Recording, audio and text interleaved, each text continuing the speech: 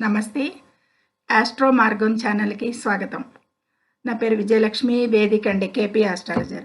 ఈ వీడియోలో 2026 సంవత్సరం ఫిబ్రవరి మాసంలో 1వ తేదీ నుండి 7వ తేదీ వరకు గోచార అంచనాలు, వార ఫలితాలు ముందు పార్ట్‌లో మేషం నుండి తులారాశి వరకు చెప్పటం జరిగింది.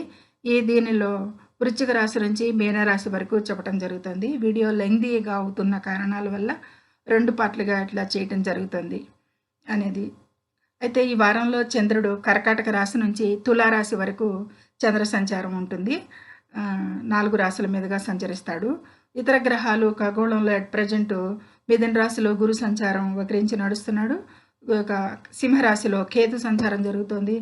ఇక మకర రాశిలో 4 గ్రహాల చతుర్రాహి అనేది 3వ తేదీ వరకు సంచరించి 4వ తేదీన బుధుడు కుంభరాశికి చేరుకుంటాడు. 5, 6 తారీఖుల్లో శుక్రుడు కూడా అక్కడ కుంభరాశికి చేరుతాడు. అది కుంభరాశిలో ఆల్రెడీ రాహు సంచారం జరుగుతుంది. శని మీనరాశిలో సంచరిస్తున్నాడు. ఇది గ్రహాల స్థితిగతులు. అయితే ఈ 4 రాశుల మీదుగా చంద్ర ఆధారిత ఫలితాలు, ఇతర గ్రహాల యుతి దృష్టి సమన్వత్వానికి గుణంగా ఈ ఫలితాలు చెప్పటం జరుగుతుంది. ఇక వారు చేసుకోవదగ్గ పరిహారాలు కూడా సాధారణ పరిహారాలు, ఏ దేవతారాధన చేస్తే ప్రతికూలతలు తగ్గి అనుకూలతలు వస్తాయి అనేది కూడా వాళ్ళ గ్రహానుకూలతలను బట్టి చెప్పడం జరుగుతుంది. ఈ ముఖ్యమైన పాయింట్లు ఆర్థిక విషయాలకు కానీ, ప్రమాద విషయాలకు కానీ, ఈ విధమైన పాయింట్లు కూడా ఎట్ ది ఎండ్ చెప్పుకుందాము. ఇక ముందుగా ఛానల్ని సబ్స్క్రైబ్ చేయగలరు, షేర్ చేయగలరు, లైక్ చేయగలరు. ధన్యవాదములు. ఇక వివరాలకు వెళ్ళే ముందుగా వృశ్చిక రాశి. ఈ వృశ్చిక రాశిని అనుసరించి చంద్రుడు 9, 10, 11, 12 రాశుల మీదుగా చంద్ర సంచారం ఈ వారంలో. ఈ వృశ్చిక రాశి వారికి గ్రహానుకూలత అంత పెద్దగా లేదు. తృతీయంలో చతుర్రాహి అంటే 4 గ్రహాలు 3వ తారీఖు వరకు యోగిస్తాయి, పర్వాలేదు. ఆ తదుపరి శుక్రబుధులు విడిపోతారు, 4కి వెళ్తారు, అక్కడ కూడా శుక్రబుధులు యోగిస్తారు, పర్వాలేదు. అయితే కుజరవులు 3లో 3 వరకు కూడా యోగిస్తారు. ఇక మిగతా గ్రహానుకూలత అంటే ఇక నవమంలో నుంచి మధ్య భాగంలో చంద్రబలం వృశ్చిక రాశి వారికి ఉంటుంది. అయినా కానీ కొద్దిపాటి కుంభరాశిలో రాహువు అక్కడికి ఈ గ్రహాల మార్పిడి వల్ల కూడా కొద్దిపాటి అననుకూలతలే ఉంటాయి, సామాన్యంగా కనిపిస్తుంది ఈ వారంలో వీరికి.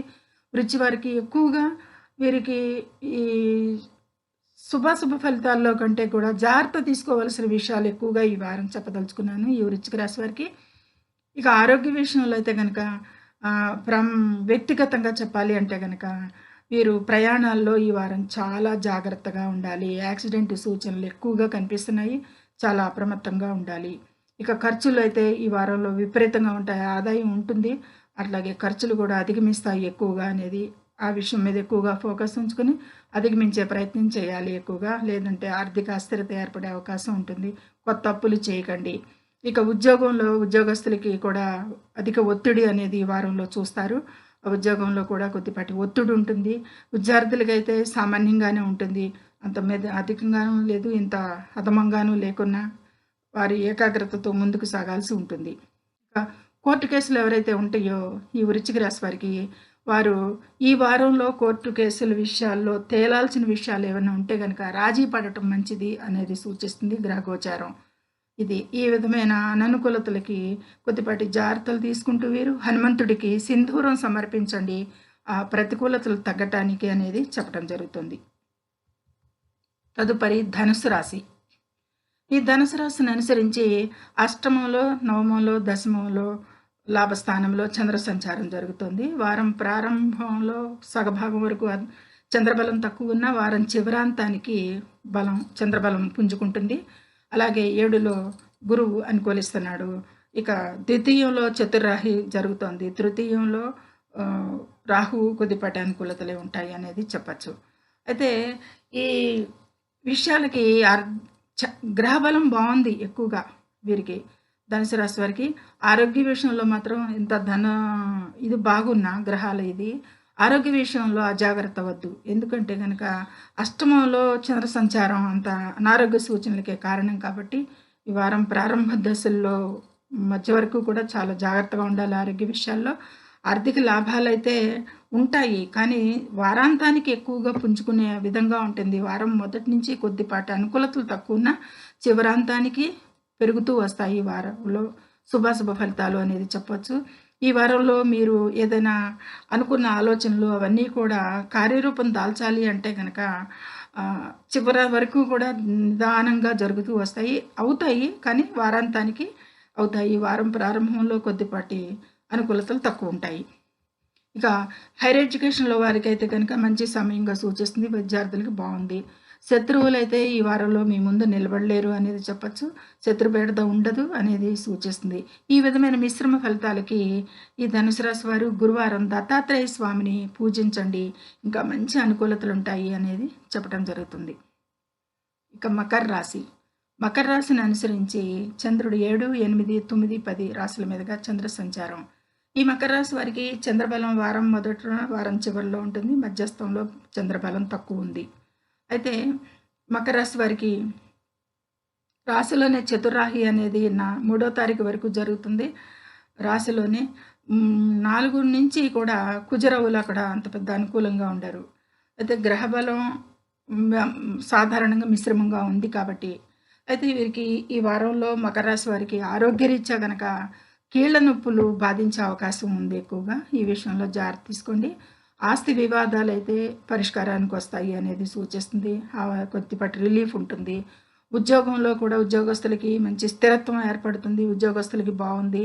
ఇక విద్యార్థులు కూడా వారి కష్టానికి తగిన ఫలితం పొందుతారు. ఎంతవరకు కష్టపడతారో అంతవరకు ఫలితం బాగుంటుంది. అంటే ఎంత కష్టపడితే అంత ఫలితాలు వస్తాయి. కాబట్టి విద్యార్థులు ఎక్కువ కష్టపడాల్సి ఉంటుంది. ఇక శత్రువుల ఇబ్బందులు అయితే ఈ వారంలో ఉండవు. అవి తొలుగుతాయి. ఉన్నాయి కూడా. వారు కొద్దిపాటి శత్రుబెడత తగ్గుతుంది అనేది చెప్పచ్చు.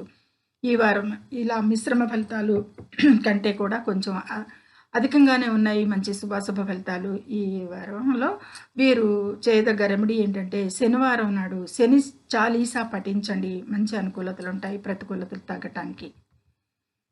తదుపరి కుంభరాశి. కుంభరాశిని అనుసరించి 5, 6, 7, 8 చంద్ర సంచారం. కాబట్టి వారం ప్రారంభంలో వారం చివరిలో చంద్రబలం లేదు, అనుకూలంగా ఉండదు. వారం ప్రారంభ దినానికి మధ్యలో చంద్రబలం ఉంటుంది. ఇక 5లో గురువు అనుకూలిస్తున్నాడు, బాగానే అని చెప్పచ్చు. ఇక వ్యయస్థానంలో చతుర్రాహి కూడా అంత అనుకూలం కాదు. రాశిలో కూడా శుక్రబుధులు అనుకూలిస్తున్నారు, కానీ రాహు అనుకూలంగా లేదు. ద్వితీయంలో శని అనుకూలంగా లేదు. అయితే ఈ చంద్రబలం బాగుంది, గురుబలం బాగుంది కాబట్టి ఈ వారంలో ఈ కుంభరాశి వారికి ఆరోగ్యం బాగుంటుంది, ఆరోగ్యంగా ఉంటారని చెప్పచ్చు. కొత్త ఆస్తులు కొనే అవకాశం వస్తుంది ఈ వారంలో. ఆదాయం చాలా బాగుంటుంది ఈ కుంభరాశి వారికి. వ్యాపారంలో పెద్ద పెద్ద ఒప్పందాలు ఎదుర్కొంటారు. ఒప్పందాలు కుదుర్చుకునే అవకాశాలు ఉంటాయి. హై ప్రొఫైల్ అగ్రిమెంట్స్ కూడా చేసుకుంటారు. విద్యార్థులకి అద్భుతమైన సమయం ఈ వారంలో అనేది చెప్పచ్చు. శత్రువులందరూ కూడా ఈ వారంలో ఇప్పటివరకు కుంభరాశి వారికి ఎవరైతే శత్రువులుగా, వీరు మిత్రులుగా ఉన్నా వీరికి శత్రువులు ఎక్కువ అంతర్గతంగా కానీ చుట్టుపక్కల కానీ. కాబట్టి వారందరూ కూడా ఈ వారంలో కొద్దిపాటి మిత్రత్వంగా ఉండే అవకాశాలు, ఎక్కువగా మారే అవకాశాలు ఉంటాయి. ఈ విధమైన మంచి అనుకూలతలు కుంభరాశి వారికి ఈ వారంలో ఉన్నాయి. కుంభరాశి వారికి బాగుంది అనేది చెప్పచ్చు వారంలో. శనివారం పేదలకి అన్నదానం చేయండి ఇంకా ఉత్తమ ఫలితాలు పొందటానికి. ఇక మీనరాశి. ఈ మీనరాశి వారికి చంద్ర సంచారం 5, 6, 7, 8 రాశుల మీదుగా చంద్ర సంచారం ఉంటుంది. వారం ప్రారంభం వారం చివరి దినాన కూడా చంద్రబలం లేదు. అయితే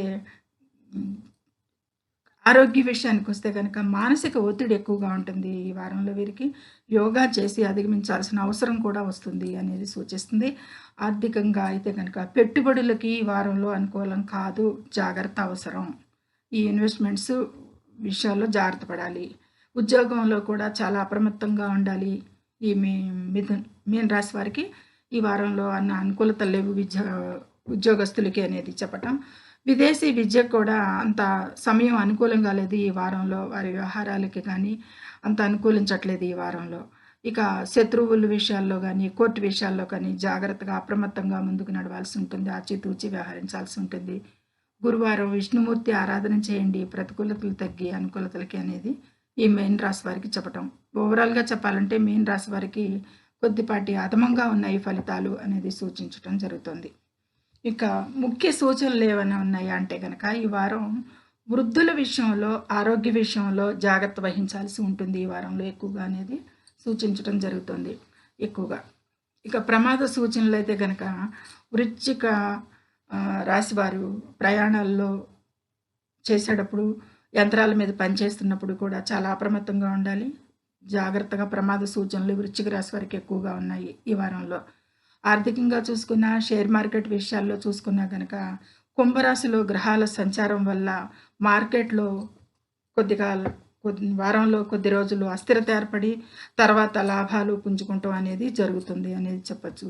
ఇక అప్పులు, ఆస్తి వివాదాలకి తీరే అవకాశం ఉంటుంది. చాలా వరకు కూడా కొత్త అప్పులు చేయకపోవడం అయితే మంచిది అనేది ద్వాదశ రాశుల వారికి కూడా సూచించడం జరుగుతుంది. ఇక కెరీర్‌లో గనక కుంభరాశిలో వారికి ఉద్యోగంలో మంచి అనుకూల మార్పులొస్తాయి. వీరికి అనుకూలంగా ఉంటాయి. కుంభరాశి వారికి ఉద్యోగస్తులకి చాలా అనుకూల మార్పులు అయితే జరుగుతాయి అనేది చెప్పొచ్చు.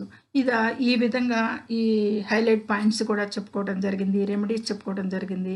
చంద్ర ప్రభావాలు ఏ విషయాలకి అనేది క్లుప్తంగా చెప్పుకోవడం జరిగింది. ఊరికే అన్నీ కూడా వల్లించుకోవటం కాకుండా ముఖ్యమైన పాయింట్లు చెప్పడం జరిగింది. ప్రతిరోజు కూడా ద్వాదశ రాశుల వారు అందరూ కూడా సూర్య నమస్కారాలు చేయండి. పక్షులకి ఆహారం పెట్టడం ఉత్తమ పరిష్కారంగా సూచించడం జరుగుతుంది. ఇది ద్వాదశ రాశుల వారికి 2 పార్ట్లుగా చెప్పుకున్నాము. చంద్ర ఆధారిత ఫలితాలు చాలా యాక్యురేట్‌గా చెప్పడం జరిగింది.